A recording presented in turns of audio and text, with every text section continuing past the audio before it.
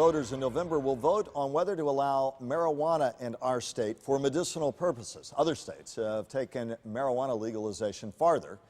Companies are having to adjust because of that. More workplaces are testing for drugs. More employees are testing positive. And Scripps national team reporter Jacqueline Allen gives you a snapshot of what's happening in Colorado, which could eventually impact the rest of the country.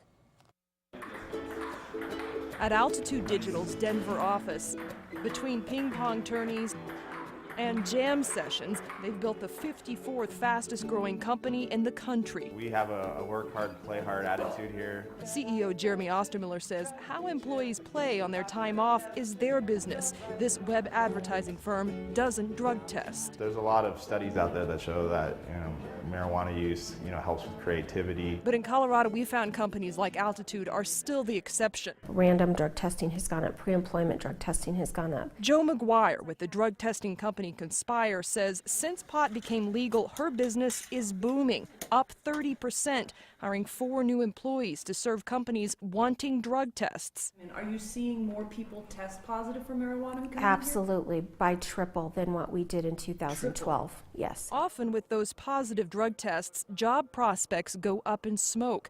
Courts have upheld a company's right to fire for off-duty pot use.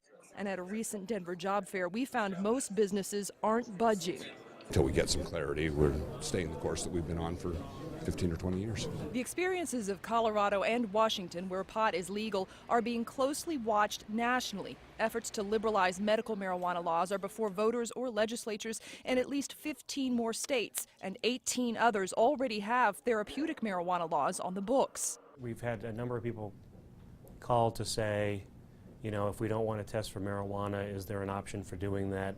There's not a good option at this point, unfortunately. Curtis Graves with the Mountain States Employers Council based in Denver says opting out of pot testing could create liability for companies, though testing has its troubles too. Even the experts say, unlike alcohol, there's no surefire way to gauge marijuana impairment. It's going to be several years before we can figure these things out. There's going to be a lot of trial and error. We see the social costs. We see people lose their jobs.